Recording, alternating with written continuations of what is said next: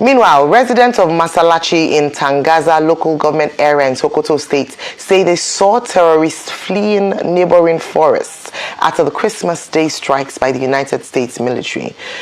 We saw terrorists fleeing their hideouts on bikes. So guys, this is coming from residents of the area where the US military airstrike took place. Now, before we get into the video, take a look at what Congressman Raymond has got to say. He said President Trump is not trying to bring war to Nigeria. He's bringing peace and security to Nigeria. And to the thousands of Christians who face horrific violence and death, the strikes against ISIS on Christmas, in coordination with the Nigerian government, have given hope to the Christians in Nigeria. So guys, this is a confirmation that the US did not just target an empty space. For those who have been saying US targeted an empty space, these residents coming from the area that was actually bombarded have come out to say that they even saw the carcass of some of these terrorists, and those of them that survived, they saw them fleeing on bikes. So guys, that's the seriousness of this. And guess what is happening now? Senator Ndume is begging the US to come and strike in the northeast. That's the Borno, Yobe, you know, those areas where Boko Haram is dominating. You know, he said, come, we need your strikes. They like this headline here says, Ndume, federal government, US should extend military operation to Zambiza, Mandara Mountain, where these terror guys are hiding. And this other headline also captured it saying, Senator Ndume demands US-led military strike in northeast on Boko Haram ISWAP stronghold. So guys, this other one is also saying the same thing. Ndume urges federal government US to extend military operation to northeast. And then you have Ndume urges Tinubu to extend US airstrikes to northeast. So guys, it is very nice to see a northern senator who is also a Muslim saying they want US military strikes in northeast. So those of them who are claiming, oh, Nigeria is a sovereign nation, Nigeria is a sovereign state, Nigeria is a sovereign state, we don't need the US. The US is coming for our oil, US is coming for our resources. Look at a senator who knows what his people have been going through. We know how many people that have been beheaded. You know, their heads were just with knife removed by these guys, you know, in northeast. And Ndume is saying, you see Zambiza, you see this Mandara Mountain, that they need the US strike. So guys, you might be wondering, and I also wondering, why the federal government has left Zambiza forest untouched for years, knowing that it is a very strong hideout for these guys. Why is it that we have not gone there to bring down that forest so that these people will run away? I'm just going to allow you to take a look at this video that is talking about, you know, residents of Sokoto saying they actually saw these terror guys fleeing, and that they equally saw some of their carcass. That's the carcass of those that were eliminated by the US airstrike. And honestly, that is a welcome, you know, a welcome development, as reports now coming from security experts now confirms that Lukarawa has Sokoto as its very strong enclave, just like you have Boko Haram in Maiduguri. You know, Sokoto is housing Lukarawa, and Lukarawa is a branch of ICC. You know, that's ISIS. That is why the US targeted them and the US struck them and eliminated many of them. And those that survived, they are now fleeing their hideout, their enclave, relocating. And guess what? Some people are saying they are looking towards Benue and other places like that, but I don't have any information to confirm that to you guys for now. But I want you to take your time and just watch these videos and let me know your honest reaction in the comment section below. Please don't forget to subscribe to the channel and turn on the bell notification. Now take a look. First off, Minister of Finance and Coordinating Minister of the Economy, Mr. Olawale Edun, yesterday reassured investors, analysts and multilateral partners that Nigeria was not at war either with itself or any other nation, but was decisively confronting, alongside trusted international partners, terrorism. This position came in the wake of the recent airstrikes by the United States against terrorist enclaves in Sokoto State.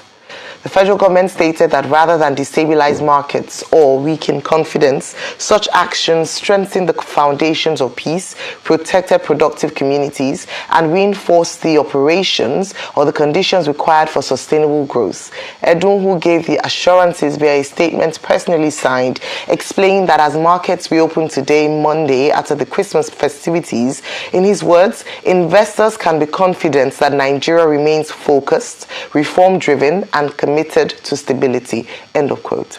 He stressed that the U.S. military operation in Nigeria was precise, intelligence-led, and focused exclusively on terrorist elements that threatened innocent lives, national stability, and economic activity.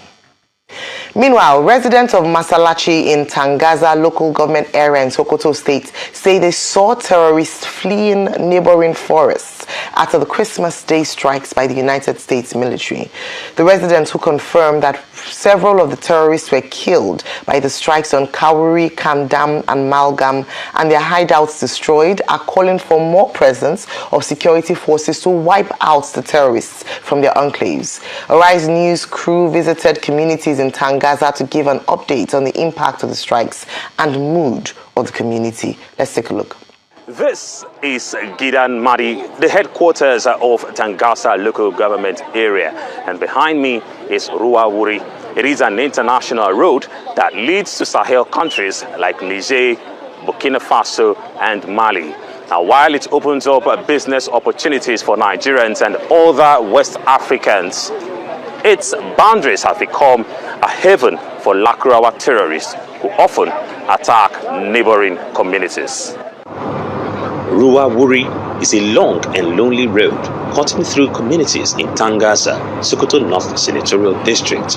The local government area houses border communities to Sahelian countries and since 2020 have come under intense attack by the Lakurawa sect.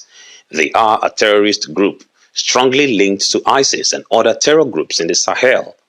It is to eliminate these terrorists that the United States fired several missiles at Tangaza on Christmas Day. These exclusive drone images taken after the strike show the terrorist valley hideouts in Kawuri, Kandam and Malgam. Both communities have been cordoned by security operatives who are presently undertaking clearance operations within the vicinity, particularly to guard against unexploded missiles and blasts of improvised explosive devices planted by the terrorists. These residents of Masalashi, neighbors to Kawuri and Malgam, relieved their experiences of the Christmas night strikes. They confirmed the deaths of several terrorists and say no innocent resident was killed. We had a loud sound 3 times that shook the foundation of our houses, and later we saw fire. It was later we realized that the fire was in Lakurawa terrorist base in Kawuri. Honestly, this is a welcome development. While the number of terrorists eliminated cannot be ascertained at the moment, residents say many of the Lakurawa terrorists were seen fleeing on motorcycles. I'm very happy about the US bombing. Like most of our people in this community, this strike has sent panic into the Lakurawa camp, as our neighboring communities confirmed to us that they have seen the remnant of the Lakurawa terrorists fleeing their base in Kawuri, Kandam and Malgam, where they have dug a well and have as a permanent camp. Kabir Dogo sells local herbs. He says his business was greatly affected by the Lakurawa terrorists. The activities of the Lakurawa terrorists has affected my trade. Aside selling traditional herbal medicine, I used to have a monkey and hyena that I used to entertain people and attract customers to buy my medicine. The Lakurawa killed both the monkey and the hyena and almost took my life. They have disrupted my business and make life difficult for me. While the sect holds extreme religious opinions with which they oppress the locals, it is their impact on economic activities like rustling of livestock that have had more negative impact on the people. I used to be a trader selling provision in my village, but the activities of Lakurawa in my village has rendered my community have been sacked by the Lakurawa. I was panicked by the report of bombing, fearing it may affect my community people, but thank God that did not happen. As speculations about the success of the Christmas Day strikes are put to rest, correspondents say it is time for security operatives to move in and occupy the ungoverned spaces. Ferdinand Duroha, Arise News.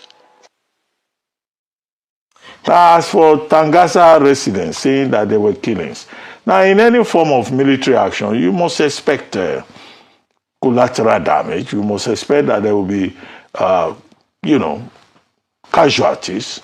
If the United States unleashed about a dozen Tomahawk missiles, Professor Mensham, in his commentary, a leading American professor of political science, has told us in a commentary, although he says America is committing suicide because America is not omnipotent, you know, and that Nigeria should go and sort out its problems. He was saying that one missile costs about $2 million. So the US will spend about $24 million, not to talk of other logistics financing, just to come and waste resources. Of course, there was prior intelligence, which they say was provided by the Nigerian government. So there must be targets. And they said it was precision bombing. So somebody coming out and say some people were killed, that's no news. In a situation like this, there must be, you know, collateral damages, and precision strike means that there will be damages. The extent, the nature of which we still expect the Nigerian government and the American government to tell us. So it's not picking up street gossip. Tangasa residents saying some people were killed. No, that's not what we need. What we need is concrete information. Whether it is classified or unclassified, an averagely intelligent person must know that there must have been casualties. Now, the third is Mr. Wale Edun, the Minister of Finance and Coordinating Minister of the Economy, issuing a statement saying that, well, now that the markets have reopened in Nigeria today, December 29, that, look, the market is doing well, the economy is doing well, the intervention by the United States, he says, you know, has not affected the economy. You know, we're still in a very stable condition. My question is, what do you expect him to say? But the truth, however, are in the details that he pointed out. That for 7 consecutive months, inflation has been going down. That 2, the stock market in Nigeria is doing very well. That 3, that the Tinubu administration is committed to dealing with whatever issues may arise, either with banditry or terrorism. 4, that the operation, the joint operation by Nigeria and the United States was about terrorism.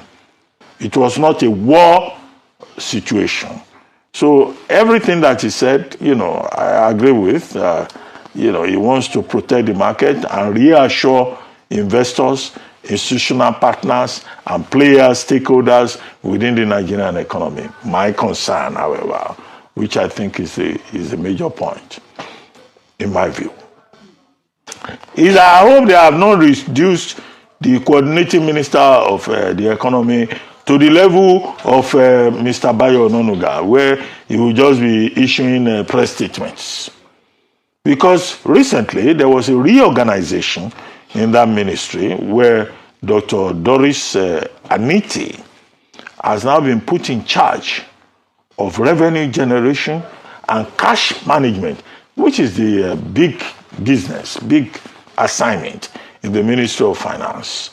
So okay, I don't want to be nasty, but it will look like, you know, with this statement, yes, Mr. Wale Edun spoke well.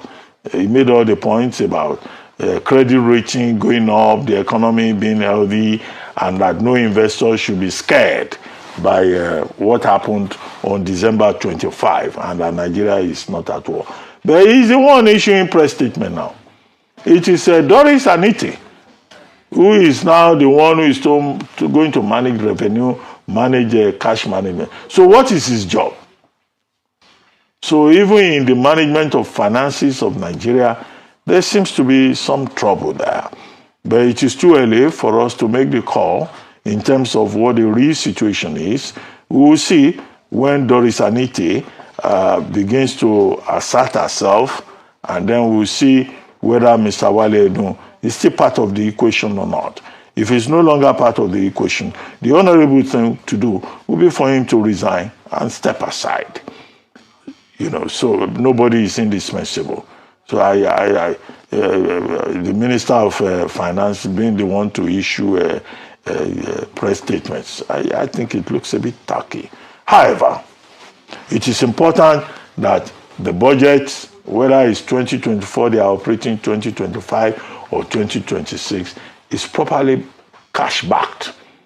and that Nigeria's cash is properly managed, and that revenue generation remains a priority. The president, in an express directive, has now given that assignment to Dr. Doris Anite.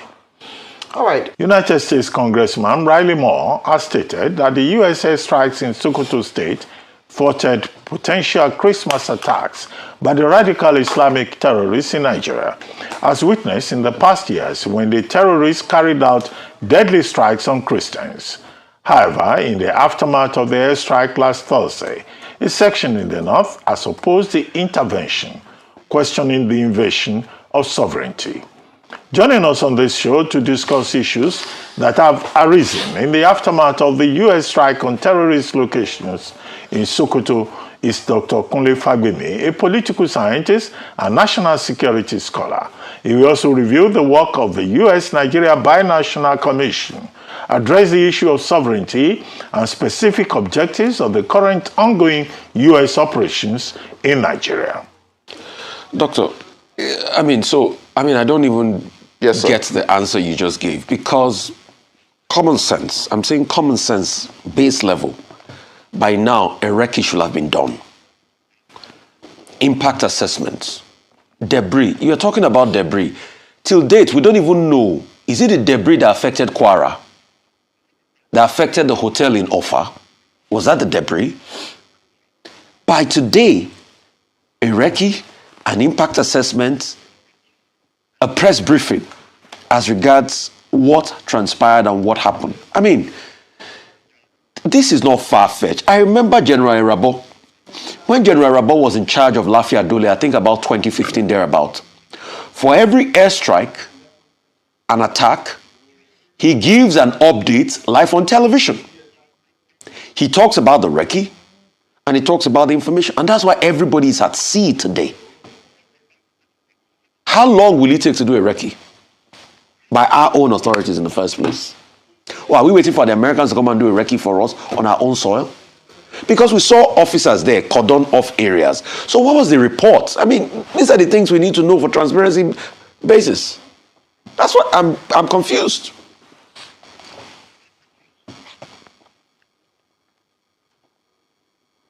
My brother Rufai, there's no need to be confused. We are dealing with an ugly situation where the Nigerian state and system is not being run based on principles, rules of procedure, and protocols. You will realize that when you're talking of when General Irabo and co were in office, that was under a different dispensation. And one of the managers of the information system of the Nigerian system and state is seated on the table there with you. They attempted and tried to follow the books. When you are following the books, you will operate with a high level of transparency. By now, ideally, when it was clear that we were going to get to this level, all the members of the morning show on Arise would have received detailed briefing by the Defense Information System. Unfortunately, the people that are in office, like I had to use the phrase the last time I appeared on this show, are operating with journalistic arrogance. And that is why we are not having the kind of stewardship accountability that you're talking about. If you want to have the kind of stewardship accountability that you're talking about, we will require everybody playing by the books. For example, you need to ask them, when last did the Joint Intelligence Board meet? Okay, you need to ask them, when last did the Information Management System meet? You will realize that these are the issues that we are dealing with. If you want an assessment done, now what you are saying to me is that you... Dr. Fagbemi, we seem to have run out of time. But I get what you are saying. Your point about steward accountability and the right to know. But I leave you with one point from information theory. There's a difference between the right to know and the need to know. So when we talk about transparency, we should also recognize, that gap between the right to know and the need to know. And that's what states rely on when they say certain information is classified. But we'd like to thank you very much for joining us on the morning show. Thank you very much indeed.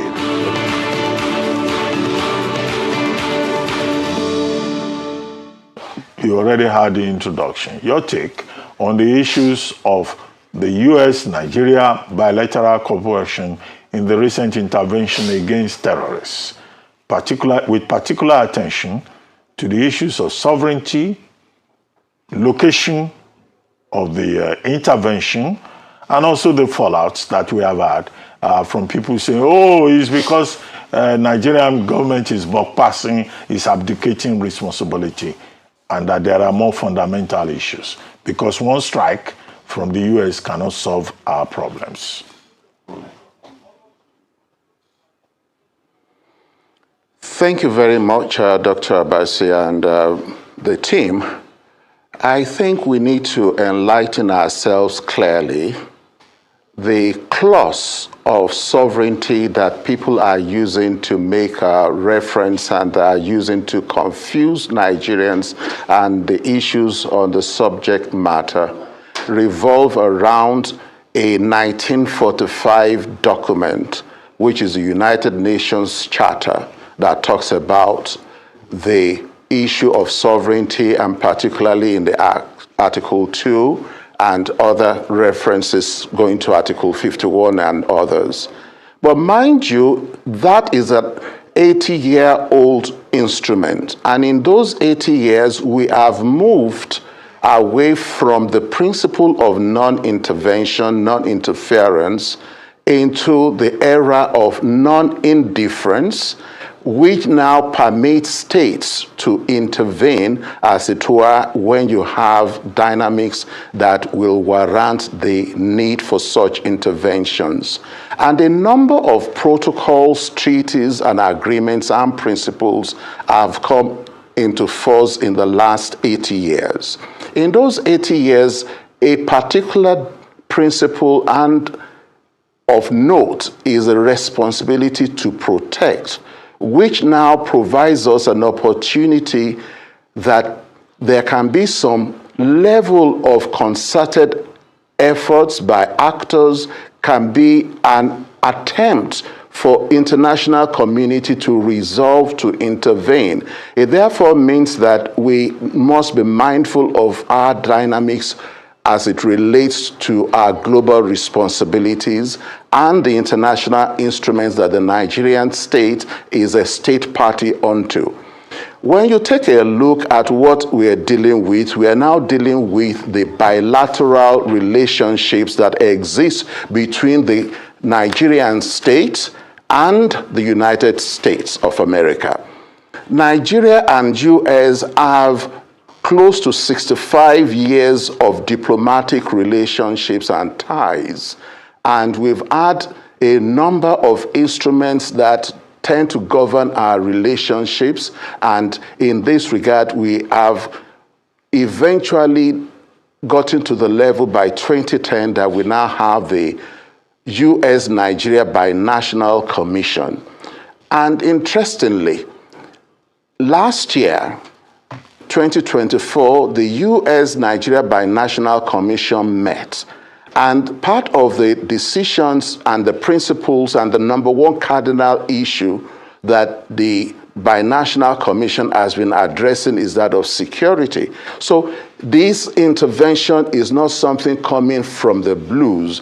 And we must be mindful that over the years, we've had a situation where the Nigerian state is a state party to the African Center for Strategic Studies. We are state party to the African Crisis Initiative that is now ACOTA, that is the Africa Contingency Operations Training Assistance, and then the African Partnership Station 2007. The African Crisis Initiative that is ACOTA is 2004. And Nigeria is a member of the Global Coalition to Defeat ISIS, which is the D-ISIS, and then we are party. Let me finish, please. We are party to Trans-Sahara counterterrorism partnership since 2005, which actually started in 2002 as Pan-Sahel Initiative, meaning therefore that there are a number of issues and instruments that have been ongoing that have culminated into a strategic partnership that will lead to an intervention under the responsibility to protect and under the purview of a number of these instruments. And this is why we're always pleading with the occupants of public offices to always understand that they need to define and explain their roles correctly to Nigerians. All right. Thank you very much, Dr. Fagbemi. So, how do we measure success when it comes to airstrikes like this, precision airstrikes like this? I say this because some groups in the north have come out to say, oh, this wasn't successful. What is the impact of it? It didn't have as much impact. Some have opined, and which we have discussed on this table, the location of where the first or the initial airstrikes ought to have happened. What's your take on this, and how do we measure impact when it comes to responses like this or reactions like this?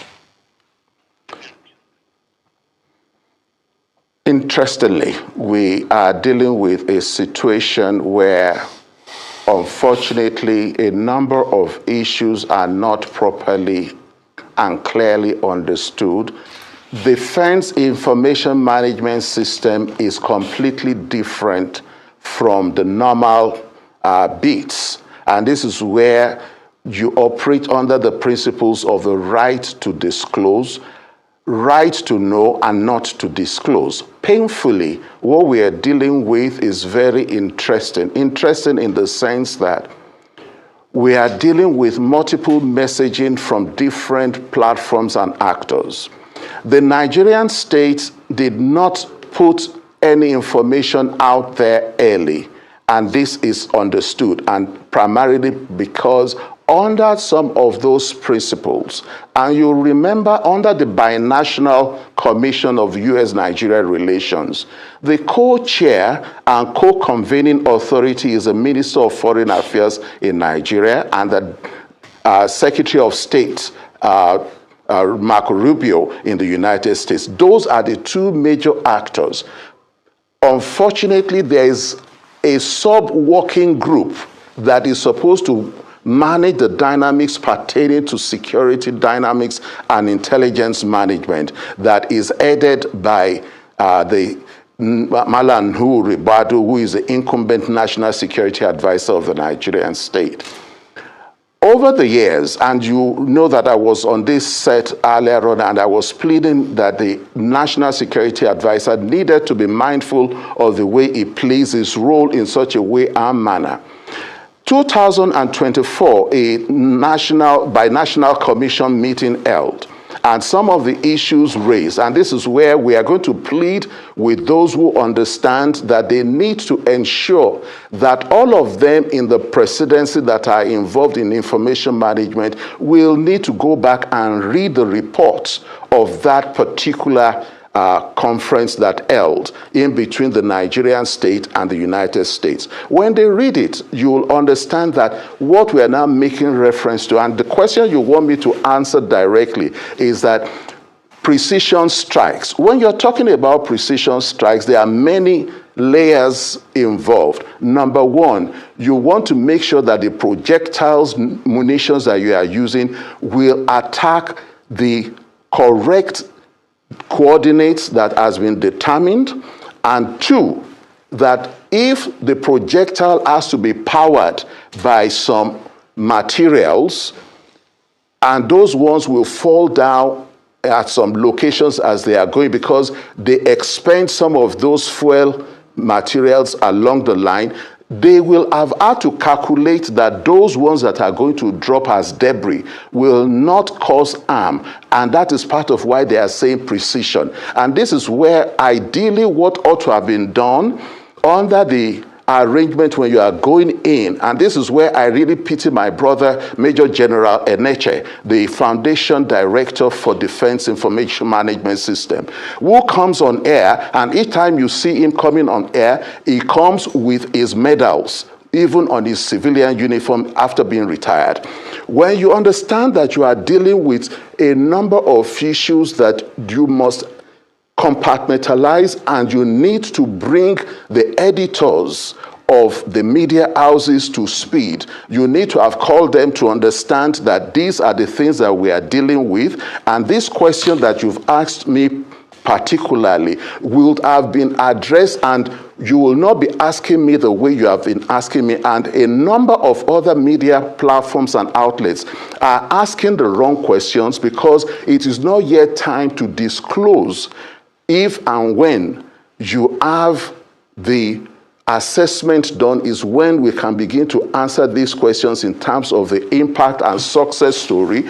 But mind you, we've gotten here because a certain President Donald Trump has put some information in public domain, which is part of his own stewardship accountability to the United States of America system, which is part of his own communication with his troops. His troops must be assured that the command and control information that is going out is clearly understood, that he is absolving them of every liabilities, and that he is taking full responsibility. Well, Mr. Waledu, he's said the right things, and I would assume that based on the criticism, some of the criticisms that has faced this administration following the U.S. airstrikes, the collaboration with the Nigerian government is information management and the lack thereof in certain instances whereby we now allow foreign powers to lead the conversation when it comes to information management. So perhaps from his perspective, from his ministry,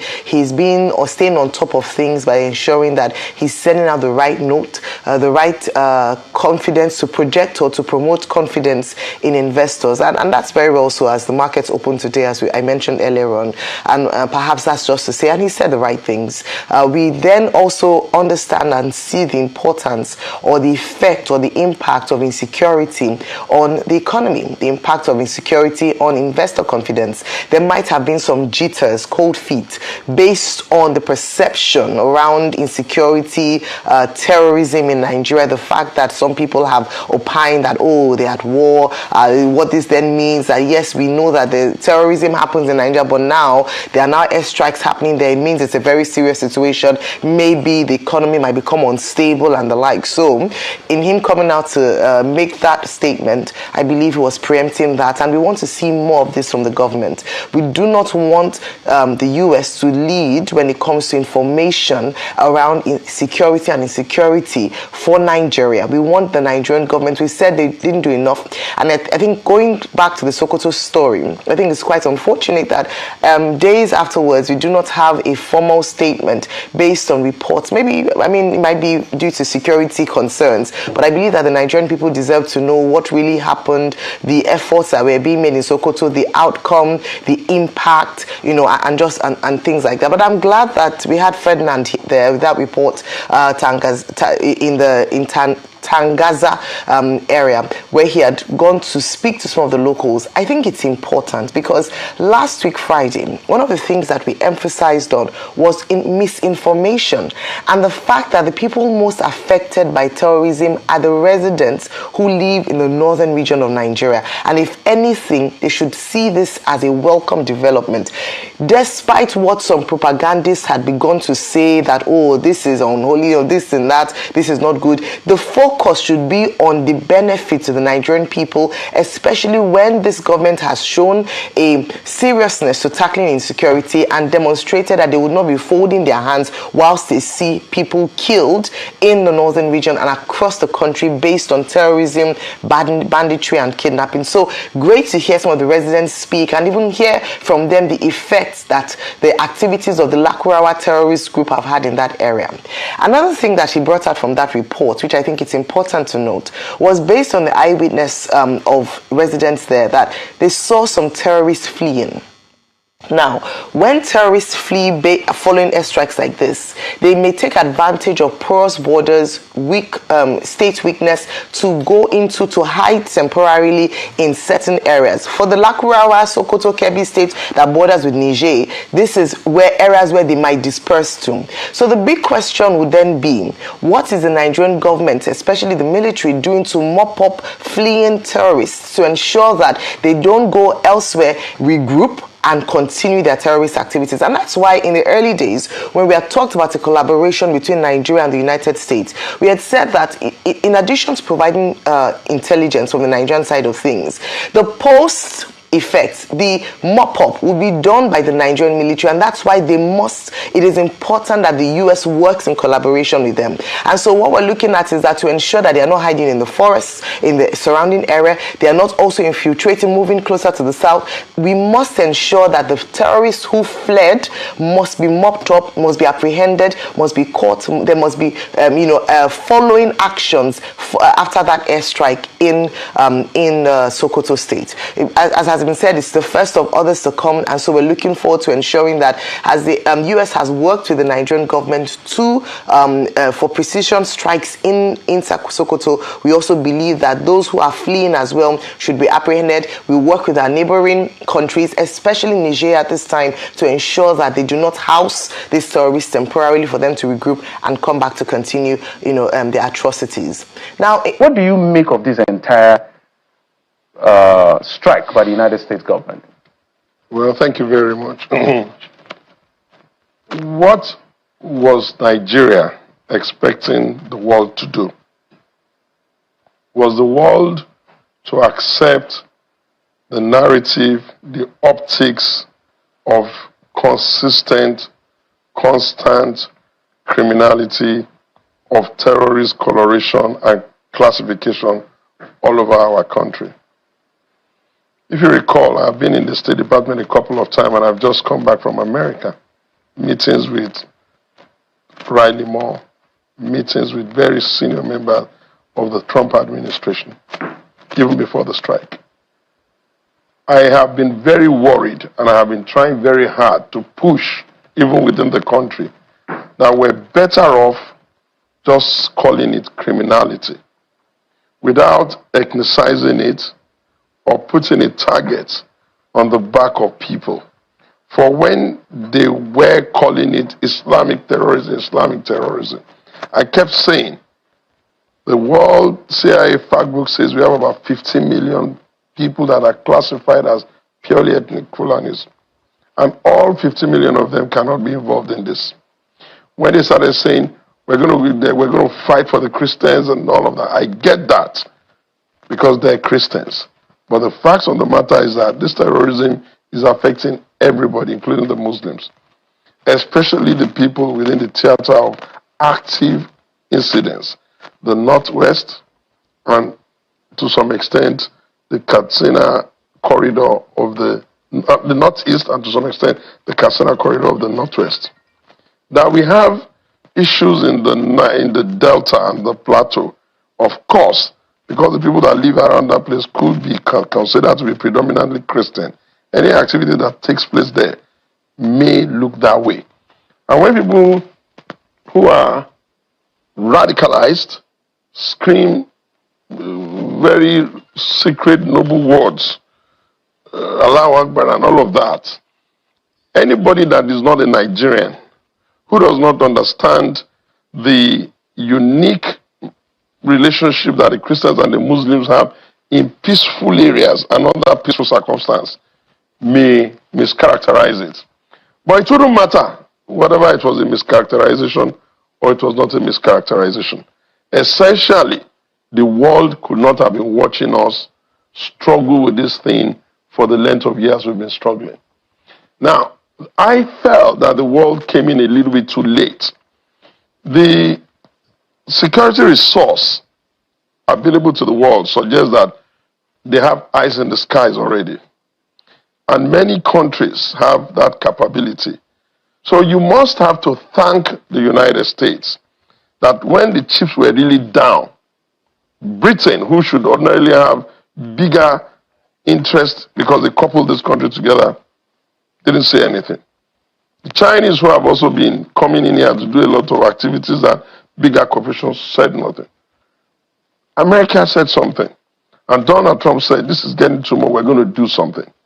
Thankfully, he didn't just come into the country without some conversations, let me put it that way, with our own security infrastructure. Otherwise, if they had stayed in the Gulf of Guinea and fired those rockets in the direction that they fired them and didn't say anything to the Nigerian government and to the Nigerian people, what military capability do we even have for deterrence? We will just have been screaming. We're probably talking about United Nations, which is already like a weak organization. So I think that for us that are the Nigerians, both the Muslims, the Christians and all that, it's not a happy moment for me because I don't believe that the loss of even the... So guys, let me take you through some of the reactions from Nigerians after Raimo came out to say that Trump's airstrike is going to bring peace to Nigeria. It's not bringing war. You know, like I read it again, it says President Trump is not trying to bring war to Nigeria. He's bringing peace and security to Nigeria and to thousands of Christians who face horrific violence and death. The strikes against ICCs on Christmas, in coordination with the Nigerian government, have given hope to Christians in Nigeria. And let's see how some Nigerians are reacting. This person said, thank you very much, sir. We deeply appreciate your sincere report, courage, and unwavering concern for the Nigerian people. Your commitment gives hope and inspires confidence in a better Nigeria. Now, this other person here said, we also thank Israel for recognizing Somalia. Okay, this person say, we, the Jewish Christians, are also thanking you for Biafra land. Thanking you from Biafra land. We also thank Israel for recognizing the Republic of Somaliland in a way forward of ending the Islamic terrorists. God bless Trump. God bless America. Unity is not by force. Biafra must be free. And then he went ahead to say this one. Anyone against Trump's mission is a terrorist. Nigeria is a disgraced nation ruled by terrorists aim to extremely extinct the Christians from the map. But Trump said no more. If America brings war to Nigeria, it's very good because we are already at war with terrorists. And this other person here say, right more, if truly Turkey is sponsoring Boko Haram, according to this Egyptian TV program, how can this be stopped? So people are calling attention of Raimo, and this person, Nigeria is already at war. Ask the slaughtered farmer who lost their farmlands to terrorists disguised as herdsmen, to women and children raped every day by terrorists, to the men killed and their houses and families burned to ashes. Flush the terrorists out or sanction APC, and they will provide the terrorists, So guys, this person here say, please pay no attention to naysayers. Riley, as the youth president to Christian worshippers in Nigeria, we say thank you, and we expect more, just as your principal said. And this person here says, Sheikh Gumi is the one advocating for terrorists in Nigeria. He needs to be arrested. And this person says, after the U.S. bombing of ICC's, the National Security Advisor, Ribadu, a jihadist in Tinubu government, regroups 7,000 ISIS fighters armed with AK-47, kitted in military uniform and disguised as forest guards across Nigeria, clearly to continue genocide against Christians. So guys, I don't know how Ribadu came up with this kind of security architecture. Hey, community policing is not by force. You can't just bring people and say you have forest guards. Is that what Tinubu's government promised Nigerians? Another persecuted Christian that needs to be freed, like Sunday Jackson, his name is Nnamdi Kanu. Honestly, the U.S. really has to pay attention to Nnamdi Kanu's plight, you know. And now this person say, hi Raimo, Do you know that 3 trucks ran into a largely Christian festival, the annual Ekon Carnival in Middle Belt, killing at least 5 people and injuring over 20? If we really want to protect Nigerian Christians, airstrikes aren't enough. I mean, this makes a lot of sense. So guys, there is this festival happening in the north where trucks just ran into the people and killed many of them. I don't know when Nigeria will stop seeing all this. Is it being Muslim is not by force. If they don't want Christianity, is it by killing others? It's a sad, heavy truck duty crashed into Christmas procession at the annual Ekon Carnival in Nasarawa State, leaving at least 4 dead and many critically injured. So guys, this is what people go through in the name of being Christians in Nigeria. Thank you, Raimo. Nigerian Christians plead with Trump to completely emasculate the terrorists. If they aren't completely erased, they will come back with a vengeance against the long-suffering Christians of Nigeria. I think this makes sense. If you want to clear them perfectly. And this other person here say, war is welcome. Boko Haram is not on picnic or music tour here. They are waging war against non-Muslims here. Anything to degrade them is welcome from US. Our oil field in the south are readily available. Take as many, no problem. God bless America. This person, even if you give Tinubu 30 years, nothing will work. Coming from Boala Dane, honestly, this one is also welcome, you know. And this person here says, we need the United States of America military base in Nigeria. Precisely south is the NSA Ribadu that led the Nigerian government team to the USA is already enriching the Mieti Allah with uniform and AK-47 to act as forest guards, whereas they are the terrorists killing farmers. I'm just wondering, where did NSA got these forest guards from? The systemic genocide against Christians have been going on over a decade. The Nigerian government under the corrupt APC leadership is not doing enough to stop it because they are complicit in it. We are grateful to the president for your commitment. Your commitment to stopping it. Please never mind the naysayers and the rationalizing the strikes on jihadist terrorists is either an enabler or part of the problem. And this other person he said, come take over the whole of southern Nigeria, dissolve Nigeria and declare Biafra. He should come and take the whole of southern Nigeria, dissolve Nigeria and declare Biafra. As a Nigerian from south, thank you, Raimo, for speaking the truth. President Trump's action in coordination with our government has finally given hope to persecuted Christians who have suffered too much from this Islamic terrorists. God bless America for standing. And this other person here said, we love President Trump for what he's doing. God bless the United States of America. Thank you, Raimo. Who is saying war? Who is saying war of not the sponsor of the other 78, or I don't know what this person tried to write. And this other person also tweeted saying, please tell President Donald Trump to strike more because these terrorists are sponsored by Nigerian government. Please come and save us from the corrupt government and terrorists. Paul to Ted Cruz, Department of War. And this person, Mr. Raimo, are you aware that Nigerian government has negotiated security deal with Turkey? Does this mean they are not acknowledging the help the U.S. has offered them? And haven't they given any speech to thank the United States for their assistance? Okay, I think that makes sense. If the United States is even aware that there is war, as in not war, as in the Nigerian government is looking the way of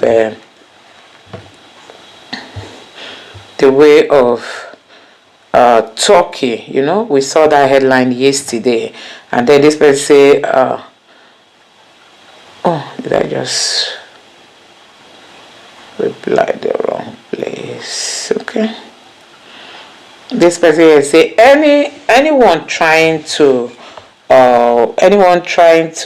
rewrite the narrative, is either a terrorist or has a hand in terrorism plaguing Nigeria. Keep up the good work, Trump.